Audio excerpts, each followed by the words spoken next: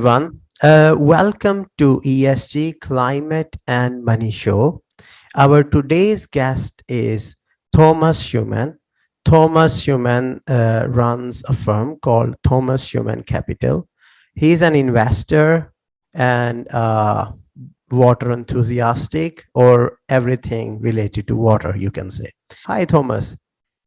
Hello, Sunny. Thank you very much for the introduction. Really appreciate the opportunity to be on your show. My name is Thomas Schumann. I'm originally from Frankfurt, Germany. I now reside in Los Angeles, California. And I found my passion and calling for water roughly 11 years ago. Since then, I've been through many different stages to advance water security and water stewardship. And what I'm doing nowadays is offering financial investment solutions and thought leadership in public as well as in private equity markets to fast track water security, which is also UN Sustainable Development Goal number 6, clean access to clean water and sanitation. Perfect, Thomas. Thomas, we often see that water is very, ignored thing among investment community, in business community, in journal.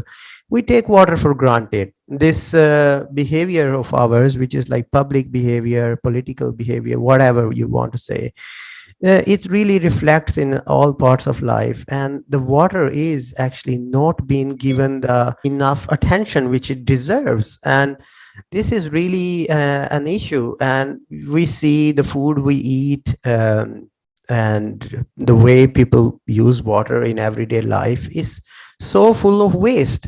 And even though there has been a lot of talk related to this water security since, especially since the UN sustainability goals have been announced, we still see the full attention is not there. Why is it so? And what do you feel could be improved? That's correct, Sunny. Specifically in the Western world, water is not as appreciated as it should be. In some parts, not appreciated at all because it basically just flows like electricity. A lot of people don't think where the water comes from and how it is managed. You have other regions on the planet, such as, for example, Brazil or the MENA region or the North Africa region, where water is highly appreciated and managed and managed very well and not taken for granted. So it's in general, it's human ignorance. It's also lack of education. That reflects also in terms of pricing in the markets. Something that you don't appreciate, that you value, usually doesn't have the right price. And we see that with water as well. What it takes is, I believe, further education, awareness, specifically in the current climate discussion, because climate is really water. Climate expresses itself through water. So we're seeing more frequent droughts, we're seeing floods, we're seeing contamination, changes in biodiversity, and so on. And we had recently a major event in Taiwan, I believe it was in February of 2021, where TSMC, a major Taiwanese chip manufacturer, had a major water issue and was not able to supply very important microchips anymore to the global economy. That resulted in immense global supply chain issues that trickled down from computer chips to chips that are being used in automotive manufacturing, and that had an immense effect and huge losses. So it needs to be very, very clear that water is not only life, but also water drives business and economies. That would be my call to action, and we need to start appreciating water, especially in the context of climate. Otherwise, there will be substantial future losses across all asset classes, not only in the equity markets, but also in the insurance sectors, in private equity, et cetera, et cetera. Environmental risk in general, be it climate risk, be it water risk, has not yet been priced into markets, and that needs to happen ASAP. Yeah, so let's move to the natural question, like where you think that that's something lacking. Of course, I agree with you. You said about education part, and education is such a big thing. But specifically, when we see about the investment part. What do you think about this? Where the things are lacking? Are there enough opportunities for the investors available today to fight this issue of water security with the investment? The same way we address the different challenges for the ESG and climate-based areas. Is it the same way? Are there the investment products available, or what is the situation on that side? Can you please walk us through a little bit? Yes, it takes the combined efforts and actions of all stakeholders. When I say stakeholders, I speak about corporates, investors. Both need to embrace investor water stewardship, and then there also need to be incentives for folks to embrace water stewardship. Then also, there's the regulatory sectors, such as the financial regulatory authorities in Europe, in the UK, in the US. It's the SEC that have to, very quickly come up with disclosure, new disclosure regulations and policies. So it's a combined effort, and that effort is already underway. That's a wonderful thing, and it provides a lot of hope. Specifically out of Europe, we have the EU Action Plan on Sustainable Finance. It has been implemented already several years. We just saw in the UK with the FCA, the Financial Conduct Authority, the latest regulation on companies being required to disclose environmental and climate risks. And the latest with the SEC is also surrounded around new policies and regulations that companies in the US have to disclose climate and environmental risk as well. So that's one part, but then we also need the data. The data is not there yet, to measure what risk we're dealing with. So this is all kind of like an evolutionary aspirational process at the moment, but it's happening, and it's ESG is going mainstream. Responsible investing is getting more and more traction. So we're heading in the right direction. But because of the fast changes in climate and other environmental risk, we do not have the luxury of time any longer. Yeah, that I completely agree. Time which we don't have. And this is really true about so many other things. And of course, water is also facing the same challenge. I see that water is not one of still the area according to those planetary boundaries. Water, the boundary for fresh water haven't reached yet, but it is on its way if we don't change. And I think this is the right time to change that. And we also see, what do you think about this? That the way the accountability for the fresh water, especially that is not really been in the mainstream yet. For example, many people think that the earth is like 70% of water, and that we can just use all the water. But in reality, if we see that the fresh water is actually only 3%, and people don't think about that, and this needs to be changed. And there is too much, I think, there is too much the people have this perception that someday there will be some magical technology coming into place, and things will just change just like magic. And the things, I think, needs to be changed at more as a personal level, and at the way we conduct our business, the way people conduct their investments and all that.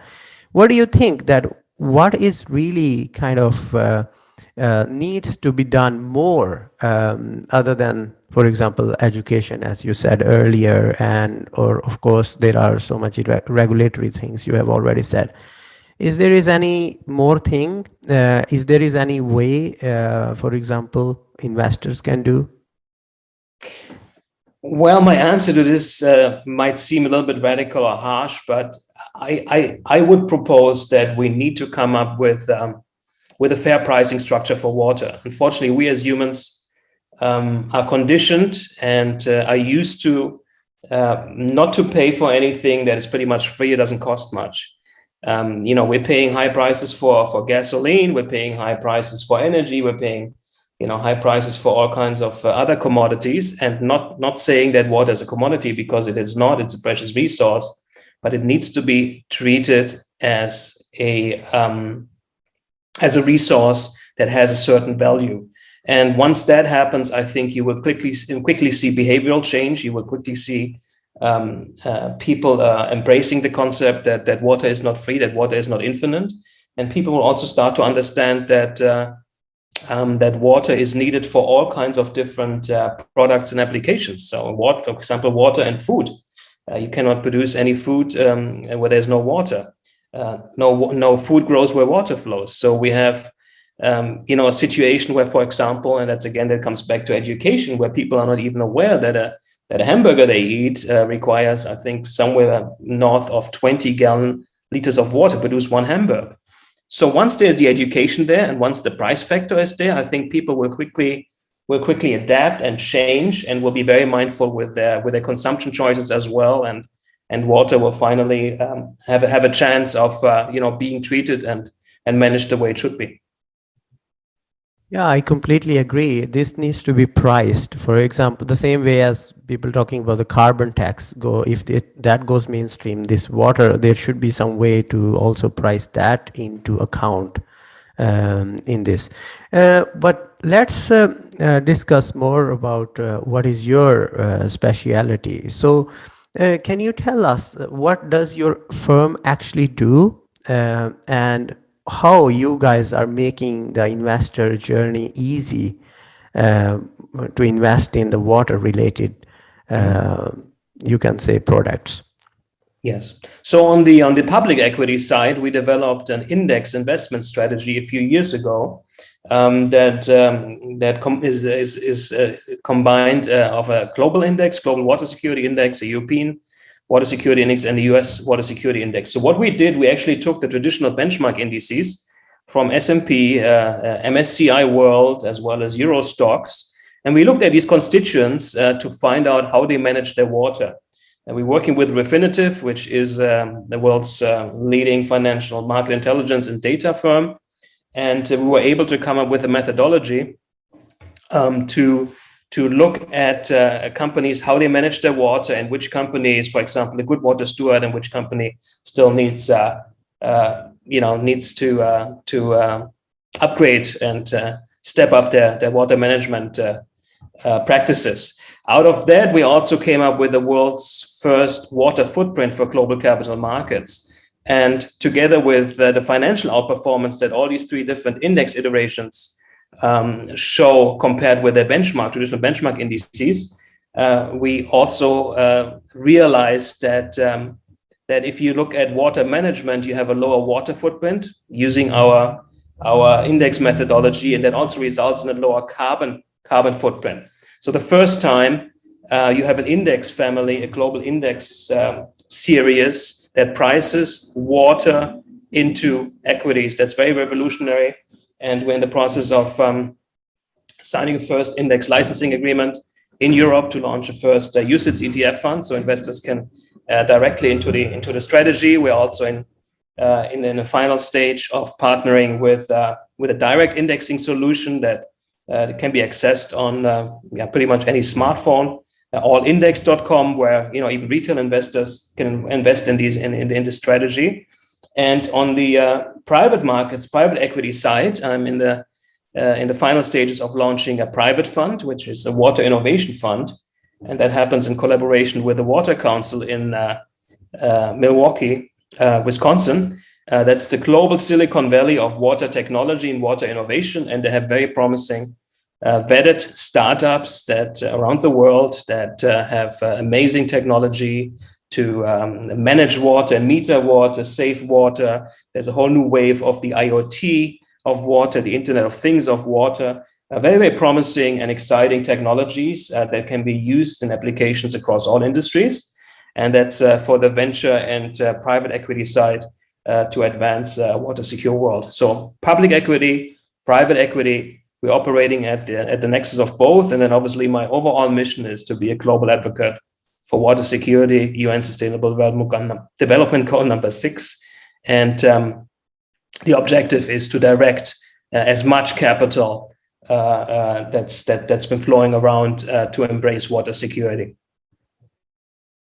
Very exciting. Really looking forward to kind of to see your journey and what these products you're talking about in the pipeline coming along and making life for the investors and overall the enthusiasts who wants to change the world, especially on the SDG number 6. So it's a fantastic story. Thank you very much. And finally, Thomas, tell us that how people can find more about your firm and you, and how people can get in touch with you. Thank you, Sunny. It's very easy. It's thomasschumann.com. It's my first name, last name.com, THOMASSCHUMANN.com. There's more information on the website. And again, our missions, firm, and solution focus on creating impact and profit for investing in water, which is very, very important. We subscribe to the triple bottom line, which is people, planet, and profit, and firmly believe that if we do right by people and planet, the profit follows, and the profit follows in a way that is sustainable on the road from shareholder to stakeholder capitalism to overall serve 7.8 billion stakeholders. That's really the total addressable market that we target, because every one of us is a water user and we need water to survive and to thrive. Thomas, this is the most beautiful way, the way you put it, like 7.8 billion water stakeholders. And that's true. And if we add the other species, which we share our water with, and we can add a lot of other animals from the animal agriculture too, then we are talking about probably multi-billion users. But I really like your analogy that we are all in it, and I think we are sharing this resource with all the species, and this is also very important aspect, and we need to do something about it. But I really enjoyed your insights and all that you have came up with, all the knowledge you have shared with us today. I'm really glad to have you today on the show, and thank you very much, and really looking forward to connect again and to go for further discussion deeply into this. Bye bye. Thank you very much, Sunny. Thank you.